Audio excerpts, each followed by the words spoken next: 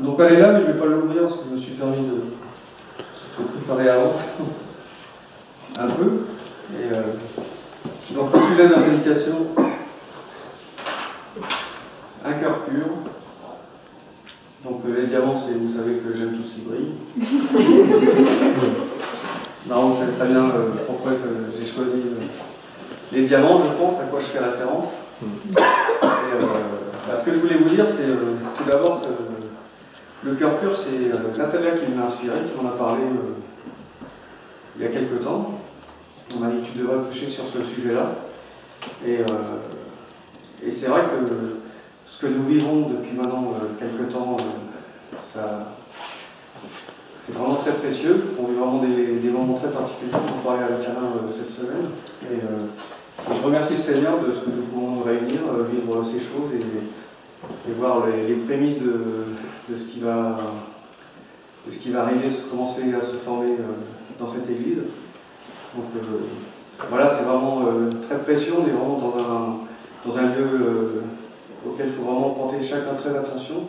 Parce que c'est là, entre nous, on peut vraiment se ressourcer, on peut vraiment trouver là la grâce de Dieu, le moyen aussi de nous renouveler, de nous ressourcer et de recharger nos batteries par rapport aux événements et différentes épreuves que nous avons chacun à l'extérieur. Et bien nos témoignages, malgré les épreuves, savoir que le Seigneur il est avec nous et que sa parole est juste. Et surtout que le sujet de la prédication, c'est que Dieu nous a donné un cœur pur. Il faut être conscient de ce cœur qu'il nous a donné. Et, donc je vais demander de lire Matthieu 5, verset 8. Donc c'est « Heureux sont ceux dont le cœur est pur, car ils verront Dieu. » Voilà. Donc voilà, Natalia, quand elle m'a parlé de ça, j'ai prié le Seigneur, voilà, sur quelle direction je pouvais aller par rapport à ce sujet-là. Je sais, déjà moi j'avais tout de suite l'image des fameux diamants de Frère Branham, il montre la direction. C'est ça, à ça qu'il faut regarder. C'est justement cet amour pur qui nous unit, c'est ce cœur et cette volonté de servir le Seigneur. C'est ça qui prime dans nos vies, dans chacun de nos cœurs. Quand je dis chacun de nos cœurs, je m'adresse aussi à vous, les adolescents, les enfants. Si vous êtes là aujourd'hui, et donc chacun ici, il n'y a pas de hasard. C'est Dieu que chacun ici entende. Donc aussi bien Nathanaël, Michael, Eric, Edith, tout le monde ici. Gabriel, c'est vrai. Moi aussi. Donc si vous êtes là, c'est ce que vous pouvez entendre. Eh bien, ce sont des choses précieuses que le Seigneur vous apporte. Et bien, gardez ça près de votre cœur, que la parole du Seigneur vous guide. Et donc, je vais éloigner un peu de ce que je voulais dire. Donc, en fait, tout à l'heure, je vous disais, c'est ce qu'on vit, c'est vraiment très précieux. Et on peut le voir on est en train de vivre, de retrouver ce qui a été perdu dans l'Apocalypse 2.4. Donc ce que j'ai pris comme référence, c'est la Bible du Seigneur, tout ce que je lis là. Donc vous pouvez peut-être trouver des modifications par rapport au verset ou le texte lui-même, bien sûr, mais donc c'est bien la référence que je vous donne vers Apocalypse 2.4 de la Bible du Seigneur. J'ai cependant un reproche à te faire, tu as abandonné l'amour que tu avais au début. Bon, vous connaissez. Donc c'est cet amour, cette charité que notre Seigneur nous a donné. Aujourd'hui, il a rétabli. Elle a été perdue à une époque, et donc à la première église. Cet amour a été perdu, c'est ce qui est en train de rétablir aujourd'hui. Et ce que nous vivons nous aussi, c'est les prémices. Alors après, halte à l'orgueil. Pas que je suis en train de dire que c'est ici, à l'ampleur, à la Ferté-Ville que ça se vit. Le monde est vaste et il y a d'autres frères et sœurs qui vivent ces choses-là actuellement. On a le cas avec notre frère Alex qui est à Madagascar et qui, dans l'épreuve, voilà, d'autres personnes vivent, d'autres frères et sœurs vivent la même chose que nous actuellement, mais c'est maintenant que ça se passe. Cet amour est en train de revenir. Donc donc voilà, cet amour, c'est très important. Alors j'ai une phrase, Notre Seigneur l'a rétabli aujourd'hui, donc l'amour, la charité. Soyons conscients de son importance, et je ne doute pas que vous l'êtes. Voilà, on sait pourquoi on va, on sait quel cœur Dieu nous a donné, et on sait vers quoi on va. Et surtout ne pas abandonner cette vue-là. J'ai trouvé dans le Proverbe 4,23 que les épreuves et les difficultés ne nous éloignent pas de... donc dans le Proverbe, il est dit « Par-dessus tout, veille sur ton cœur, car il est la source de ce qui fait ta vie. » Donc c'est vraiment très précieux le cœur pur que Dieu nous a donné. C'est malgré les épreuves, malgré les difficultés qu'on peut avoir, veillons sur notre cœur, parce que c'est vraiment là la source de toute chose. Le Seigneur, le Saint-Esprit, il est en chacun d'entre nous. Il nous inspire, nous guide. Et ça me rappelle quand Richie, au mariage de Esther, nous avait dit, quand il avait reçu la prophétie, qu'il avait reçu des choses par rapport à notre départ, que même si ça pouvait paraître étrange pour beaucoup qu'on soit parti, et c'est vrai que pour nous, ça nous avait fortifié de savoir pourquoi on avait... Nous, on savait que c'était juste, mais ça pouvait paraître injuste. Et qu'ils nous disent que le Seigneur savait pourquoi il nous mettait à part à ce moment-là. Et qui pour nous, il fallait qu'on le fasse, parce que justement, c'est en lisant ce verset que ça m'a fait penser à ça.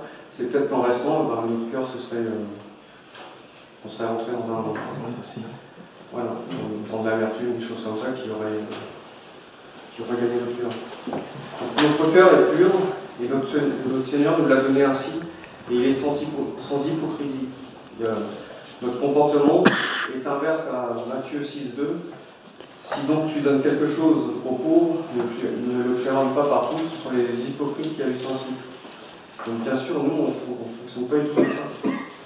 C'est tout ce qu'on fait qui peut être juste, on le fait, mais on le fait ensemble, bien sûr, on le décide, on se le dit entre nous.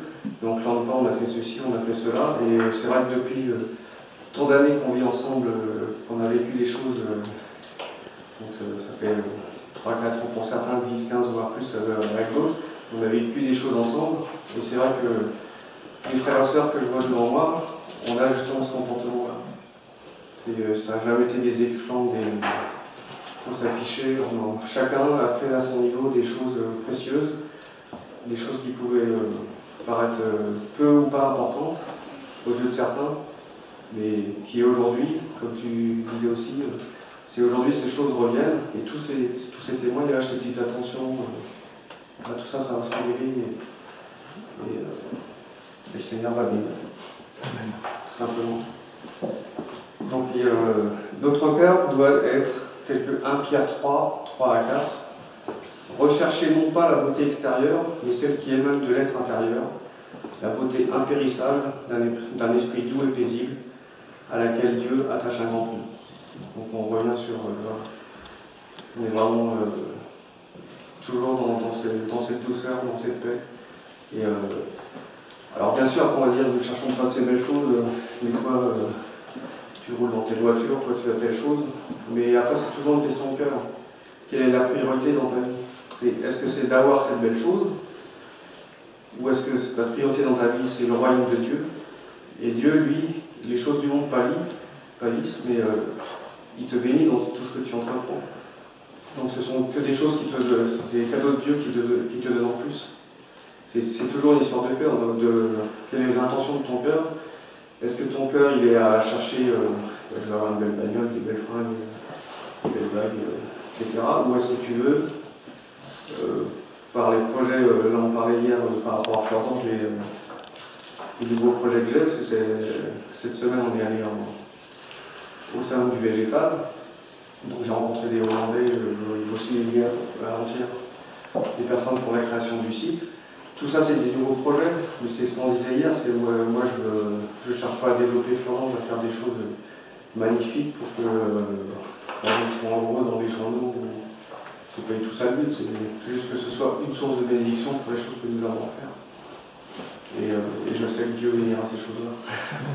Donc d'ailleurs, je vous remercie pour les prières que vous faites par rapport à ce projet. Je sais qu'il va venir. Il a déjà ouvert certaines portes et ça va continuer. Donc, donc voilà, on ne cherche pas les belles choses et on est toujours sincèrement attaché à notre Seigneur et à sa parole. Et dans cette démarche, on peut lire le psaume 86, 11. Enseigne-moi, ô Éternel, à suivre les voies de tes grâces. Je me conduirai selon ta vérité. Accorde-moi un cœur qui te révère sans partage. Donc on revient vraiment sur un cœur qui te révère sans partage. C'est-à-dire que c'est justement pas les belles choses à gauche à droite qui font que je fonctionne. C'est moi ce qui nous fait avancer. Chacun ici, c'est l'amour du Seigneur, l'amour de sa parole et de sa vérité. Donc c'est bien à nous de conduire, je me conduirai selon ta vérité, c'est bien nous qui conduisons, donc des voies se présentent devant nous, mais le Seigneur nous parle et il nous dit c'est cette voie-là que tu dois, et on la suit. On sait qu'il ne faut pas dévier, même s'il y a peut-être des éclairages sympathiques à gauche ou à droite, on sait sur quelle voie il faut avancer. Alors bien sûr sur les voies, justement il y a des petites voies à gauche ou à droite qui peuvent nous entre guillemets tenter, mais ça ne peut pas trop fonctionner. Donc il nous faut nous préserver du mal et de l'impureté. Et dans Marc 7, Jésus il nous montre justement la voie par rapport à ça. Dans Marc 7, 15, il s'adresse à la foule et il dit « Rien de ce qui vient du dehors et qui pénètre l'homme ne peut le rendre impur. C'est au contraire ce qui sort de l'homme qui le rend impur. » Un peu plus tard, les disciples questionnent Jésus au sujet de cette parabole et ils disent « Mais explique-nous, on n'a pas bien compris, on aimerait avoir une explication claire. » Et dans Marc 7, 21 à 23, un tout petit peu plus loin, Jésus répond « Car c'est du dedans, c'est du cœur de l'homme que proviennent les pensées mauvaises qui mènent à l'immoralité, au vol, au meurtre, à l'adultère, l'envie, l'orgueil et à toutes sortes de comportements insensés. Tout ce mal sort du dedans et rend l'homme impur. » Donc là, on voit vraiment que ça vient vraiment du cœur. C'est pas les événements extérieurs, c'est pas ce qu'on a pu prendre par enseignement. Après, c'est qu'est-ce qu'on a cru, ces nourritures qu'on a pu manger, est-ce qu'on les a, si c'est des nourritures, spirituellement c'est des fausses doctrines ou autres, on les a reçues, ça c'est pas le problème, mais c'est qu'est-ce qu'on en a fait. Si on y a cru et qu'on y a dit, là, notre cœur devient impur, et on rentre dans ce. Par contre, si on reste sur le cœur pur, sur la parole de Dieu, on échappe à ça. Donc dans les moments difficiles, où on peut justement avoir des difficultés et puis pouvoir penser à aller dans la facilité et puis à agir inversement à ce qui devrait être juste, dans Psaume 51, donc justement dans certaines versions c'est 10, donc dans la Bible du Semeur c'est 51, 12, 13. « Ô Dieu, crée en moi un cœur pur, fais renaître un cœur bien disposé. » Donc voilà, je suis dans la difficulté, je vois qu'il y a des... Eh bien, Seigneur, voilà, crée en moi ce cœur pur, fais que je sois vraiment bien disposé à ta parole, et remets-moi sur les rails, parce que je sens que je bascule. Mais le Seigneur, il est là, il nous ressaisit et il nous retourne. C'est pour ça que je parlais tout à l'heure de l'importance de notre Église unie. Donc il faut vraiment rester vigilant à ce niveau-là et rester unis chacun entre nous, bien veiller à ce que cette union dure et soit réelle, et bien sûr être unis à Jésus. Dans Colossiens 2,19, on a écrit Christ qui est le chef, la tête, c'est de lui que le corps tout entier tire sa croissance, comme Dieu le veut, grâce à la cohésion et à l'unité que lui apportent les articulations et les ligaments. Donc, cette cohésion, c'est... donc nous sommes chacun ici un membre du corps, et cette cohésion, nous la tirons de là, et on l'attire. C'est Frère Branham qui... j'ai écouté ça, c'était cette semaine, pourquoi il n'y a pas de hasard. Pourtant, je suis sûr qu'il y avait bien d'avant. Donc j'ai écouté le 4e psaume de Frère Branham, et à un moment il explique que pas cette cohésion, mais ça vient du fait que c'est sur la pierre sur laquelle notre Seigneur a bâti son Église. Et dans Matthieu 16, 18, « Et moi je te déclare, tu es pierre, et sur cette pierre j'édifierai mon Église, contre laquelle la mort elle-même ne pourra rien. » Et cette pierre, Frère Branham, il explique que c'est la révélation, c'est le Saint-Esprit, quoi, la foi indéfectible en sa parole et en sa vérité. C'est sur cette pierre-là, c'est le Saint-Esprit en nous, qui fait que Dieu bâtit son Église. Le Saint-Esprit est vraiment chacun d'entre nous. Et il nous parle. Dans Hébreux 3, 19 ou 18 en d'autres versions, si quelqu'un perd sa confiance en Christ, alors il ne pourra pas entrer dans le repos de Dieu. Alors bien évidemment, nous sommes quand on persévère et qu'on garde cette foi ferme en Christ, quelles que soient les circonstances, le repos en Dieu, les pour nous, on peut y entrer. C'est une évidence. Dans 1 Corinthiens 12, 13, parlant du Saint-Esprit, nous avons tous été baptisés par un seul et même esprit pour former un seul corps. Donc c'est bien que le Saint-Esprit, nous sommes tous baptisés, et tous, selon ce que nous avons reçu et à faire, nous sommes membres de ce corps, et chacun sa fonction. Dans ce corps, donc chacun d'entre nous reçoit ce dont il a besoin. Et dans Psaume 12, 7, les paroles du Seigneur sont des paroles pures, c'est de l'argent affiné, 7 fois purifié par le feu dans la creux d'elle. Donc nous savons que Dieu est bon, il connaît nos cœurs, il connaît chacun d'entre nous. Dans Romains 8, 27, 30, et Dieu scrute les cœurs, sait ce vers quoi tend l'esprit, car c'est en accord avec Dieu qu'il intercède pour ceux qui appartiennent à Dieu. Nous savons en outre que Dieu fait concourir toutes choses au bien de ceux qui l'aiment, de ceux qui ont été appelés conformément au plan divin. En effet, ce que Dieu a connu d'avance, il les a aussi destinés d'avance à devenir conformes à l'image de son Fils, afin que celui-ci soit l'aîné de nombreux frères. Bonjour les frères et sœurs. Ceux qu'il a ainsi destinés, il les a aussi appelés à lui. Ceux qu'il a ainsi appelés, il les a aussi déclarés justes. Et ceux qu'il a déclarés justes, il les a aussi conduits à la gloire. Nous sommes donc destinés, appelés, déclarés justes et conduits à la gloire. Alléluia. Donc hier, on parlait avec aussi Beth Fernand, pour revenir sur les opportunités que Dieu nous présente, c'est vraiment voilà, c'est le Saint-Esprit, voilà, c'est pour ça que cette demande de prière, je parlais à Rachid, vous avez reçu quelque chose de particulier contre ce projet. Il m'a dit non, au contraire, c'est plutôt des ondes positives dans ce projet. Et dans 1 Jean 2, 27, quant à vous, l'Esprit dont vous avez été témoin par le Christ demeure en vous. Vous n'avez donc pas besoin que l'on vous instruise, car cet Esprit dont vous avez été témoin vous enseigne tout. Ce qu'il enseigne est vrai, il ne ment pas. Restez donc attachés à cet enseignement, tel que vous l'avez reçu de l'Esprit. En étant attachés à cet enseignement, nous sommes tous ici des lumières. Nous avons la parole du Seigneur. Par cette foi indéfectible, on sait qui nous sommes, et la parole du Seigneur est en nous, et nous sommes donc des lumières auprès des personnes autour de nous, dans le travail, dans la famille. Et ça, justement, je voulais revenir sur cette semaine, c'est avec Alain, pour reparler de cette harmonie. On se réjouissait au téléphone, parce qu'il me disait ouais, c'est marrant comment Dieu fait les choses. Je vois que depuis que ça se remet en place, les choses, tout se fait vraiment harmonieusement, et c'est exactement ça. Chacun y est inspiré de choses. Je parlais aussi avec Franck hier dans le véhicule. On parlait du blog de Richie avec ce qu'il nous apporte régulièrement. Et je disais, mais avec Nathalie, on lit ce qu'il met.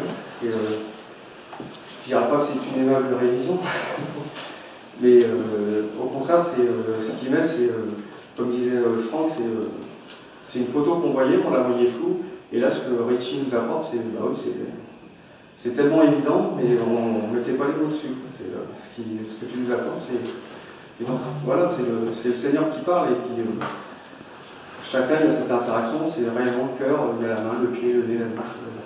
Chacun a sa fonction, et tout cela en cohésion harmonieuse, comme on disait au téléphone. Là, je vais vous faire une longue lecture, parce que justement par rapport au corps, c'est 1 Corinthiens 12. Je n'ai pas osé le faire entièrement, donc j'ai commencé au verset 3 jusqu'au verset 31. Mais personne ne peut affirmer Jésus est Seigneur s'il n'y est pas conduit par l'Esprit Saint. Il y a toutes sortes de dons, mais c'est le même Esprit. Il y a toutes sortes de services, mais c'est le même Seigneur. Il a toutes sortes d'activités, mais c'est le même Dieu. Et c'est lui qui met tout cela en action chez tous. En chacun, l'Esprit se manifeste d'une façon particulière en vue du bien commun. L'Esprit donne à l'un une parole pleine de sagesse, à un autre, le même Esprit donne une parole chargée de savoir. L'Esprit donne à un autre d'exercer la foi d'une manière particulière, à un autre, ce seul et même Esprit donne de guérir des malades. À un autre, il est donné de faire des miracles, un autre reçoit une activité prophétique, un autre le discernement de ce qui vient de l'Esprit divin. Ici, quelqu'un reçoit la faculté de s'exprimer dans des langues inconnues, et il est donné à un autre d'interpréter ces langues. Mais tout cela est l'œuvre d'un seul et même Esprit, qui distribue son activité à chacun de manière particulière comme il veut. Le corps humain forme un tout, et pourtant il a beaucoup d'organes. Et tous ces organes, dans leur multiplicité, ne constituent qu'un seul corps. Il en va de même pour ceux qui sont unis au Christ. En effet, nous avons tous été baptisés par un seul et même Esprit, je l'ai déjà dit, nous avons tous été baptisés par un seul et même Esprit pour former un seul corps, que nous soyons juifs ou non juifs, esclaves ou hommes libres. C'est de ce seul et même Esprit que nous avons tous reçu à boire. Un corps n'est pas composé d'un membre ou d'un organe unique, mais de plusieurs. Si le pied disait « Puisque je ne suis pas une main, je ne fais pas partie du corps », n'en ferait-il pas partie pour autant? Si l'oreille se mettait à dire « Puisque je ne suis pas un œil, je ne fais pas partie du corps », cesserait-elle d'en faire partie pour autant? Si tout le corps était un œil, comment ce corps entrerait-il? Et si tout le corps se réduisait à une oreille, où serait l'odorat? Dieu a disposé chaque organe dans le corps, chacun avec sa particularité, comme il l'a trouvé bon. Car s'il n'y avait en tout et pour tout qu'un seul organe, serait-ce un corps? En fait, les organes sont nombreux, mais ils forment ensemble un seul corps. C'est pourquoi l'œil ne saurait dire à la main « Je n'ai pas besoin de toi », ni la tête aux pieds, je peux très bien me passer de vous. Au contraire, les parties du corps qui nous paraissent insignifiantes sont particulièrement nécessaires. Celles que nous estimons le moins sont celles dont nous prenons le plus grand soin et celles dont il n'est pas décent de parler. Nous les traitons avec des égards particuliers, dont les autres n'ont guère besoin. Dieu a disposé les différentes parties de notre corps, de manière à ce qu'on honore davantage celles qui manquent naturellement d'honneur. Il voulait par là éviter toute division dans le corps et faire que chacun des membres ait le même souci des autres. Un membre souffre-t-il, tous les autres souffrent avec lui. Un membre est-il à l'honneur, tous les autres partagent sa joie. Or vous constituez ensemble un corps qui appartient au Christ, et chacun de vous en particulier en est un membre. C'est ainsi que Dieu a établi dans l'Église, premièrement des apôtres, deuxièmement des prophètes, troisièmement des enseignants, puis viennent les dons suivants qu'il a fait à l'Église, les miracles, la guérison des malades, l'aide, la direction d'Église, le parler dans les langues inconnues. Tous sont-ils apôtres? Tous sont-ils prophètes? Tous sont-ils enseignants? Tous font-ils des miracles? Est-il donné à tous de guérir des malades? Tous parlent-ils dans des langues inconnues ou tous les interprètent-ils? Évidemment, non. Aspirez aux dons les meilleurs. Pour cela, je vais vous indiquer l'approche par excellence. Comme vous le savez pour la plupart d'entre vous, cette approche par excellence, c'est l'amour. Corinthiens 13. Donc Dieu nous offre vraiment de vivre et de pratiquer cette chose aujourd'hui. C'est réellement c'est énorme. C'est très précieux. Nous sommes ce corps en train de se développer. Ici, il y a des talents qui vont se révéler. Donc, prions chacun pour que ces talents justement se révèlent, que chacun ait conscience qu'il a quelque chose à apporter lui-même. Voilà, il y a vraiment, tout le monde a quelque chose à faire. C'est vraiment très précieux. Et surtout, voilà, c'est pour ne pas douter de la place de chacun aujourd'hui dans cette église. Chacun a vraiment quelque chose de précieux à apporter. Je voulais parler aussi de Richie, c'est comme notre frère Eric qui nous l'a apporté. Nous avons bénéficié à un moment donné d'un temps de repentance. Et par la grâce du Seigneur, nous avons pu laver nos vêtements. Et j'ai retrouvé dans Apocalypse 22, 14, « Heureux ceux qui lavent leurs vêtements, Ils auront le droit de manger le fruit de l'arbre de vie et de franchir les portes de la ville. C'est déjà à ce moment-là, quand on a fait ça, on ouvrait les portes pour... excusez-moi. Voilà, et c'est vraiment une chose qui ça a démarré dès le mois de juin quand il a porté cette prophétie. Mais on est en train de monter les marches, et les choses se bâtissent petit à petit. Donc, voilà, par sa grâce, il nous a permis de laver nos vêtements, donc de montrer notre cœur pur. Parce que, puisque nous avons un cœur pur, nous avons connu avoir à nous repentir et à avoir à être lavé, parce qu'on n'était pas. Donc il fallait être lavé.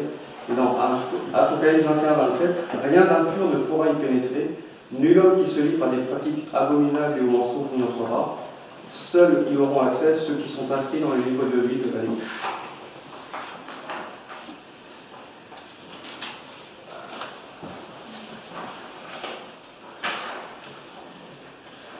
Donc voilà, c'est...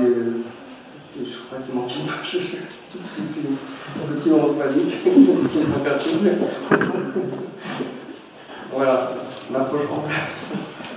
Donc voilà, nous sommes purs, nous avons vraiment un cœur pur et nous l'avons démontré par nos actes de foi, simplement par ce que nous avons accepté, une prophétie, elle est juste, pas juste.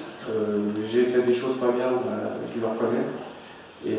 Et tous ici, c'est pour ça que tout coule de source entre nous, tout est harmonieux, on sait quoi. C'est fluide et je remercie le Seigneur pour ce qu'il nous donne maintenant. Dans 1 Jean 3,3, tous ceux qui fondent sur le Christ une telle espérance se rendent eux-mêmes purs, tout comme le Christ est pur. Et ayant un cœur tel que Paul l'évoque dans Paul l'évoque dans 1 Timothée 1,5, le but de cet avertissement, en fait, il avertissait au sujet des doctrines étrangères qu'on essayait d'amener dans l'Église, et d'éveiller l'amour, un amour venant d'un cœur pur, d'une bonne conscience, d'une foi sincère. C'est vraiment toujours voilà, puisqu'on a un cœur pur, on reconnaîtra la voix du Seigneur, le Saint-Esprit, ce qui vient de lui. Donc, ça, je sais que ce qu'on vit est précieux. Je remercie le Seigneur pour ce qu'il nous donne.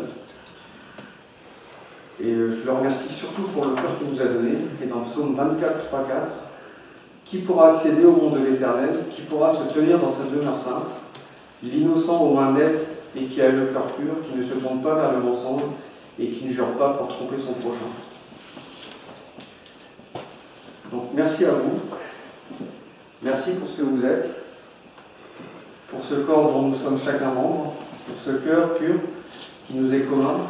Louange à notre Dieu pour sa grâce, sa miséricorde, de nous avoir confié à chacun un cœur pur. Soyons attachés à ce que Dieu construit en nous et veillons les uns sur les autres. Merci beaucoup. Amen.